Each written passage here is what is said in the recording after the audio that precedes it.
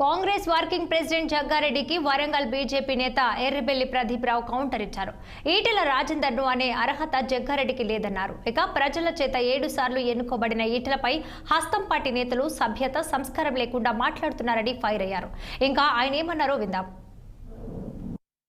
అంటే కాంగ్రెస్ పరిపాలన ఏ విధంగా సుందరమైన మండలి వస్తాడని ఫుట్పాత్ మీద ఉన్న వ్యాపారస్తులను తొలగించడం ఎంతవరకు సమంజసం?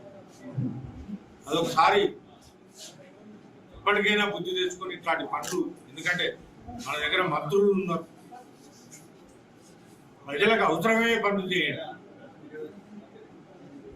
చెప్తూ పెద్దలు ఆరు రమేష్ గారు మాట్లాడారు.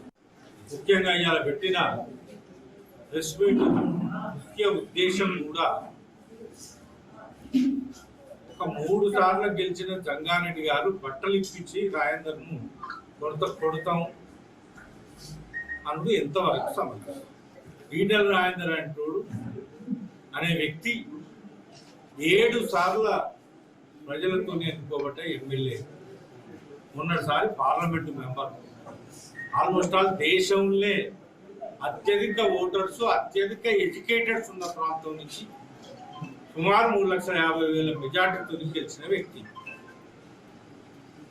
అట్లాంటి వ్యక్తిని నీ కులం ఏంది? మేము అనదలుచుకుంటే అనరాదా?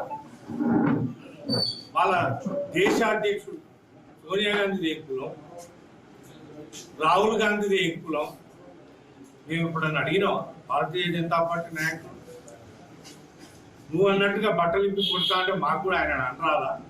కానీ భారతీయ జనతా పార్టీ ఏ రోజైనా అట్లాంటి మాట మాట్లాడింది. ఈటెల రాజేందర్ గారు అన్నది ఏంది? ఒక కమిషనర్ పర్మిషన్ ఇస్తాడు, ఒక తహసీల్దార్ లేఅవుట్ ఇస్తాడు, ఇంకోళ్ళు వచ్చో ఐదు దానికి కులగొడతా అంటారు. ఇది ఎంతవరకు సమంజసం? అంటే కాంగ్రెస్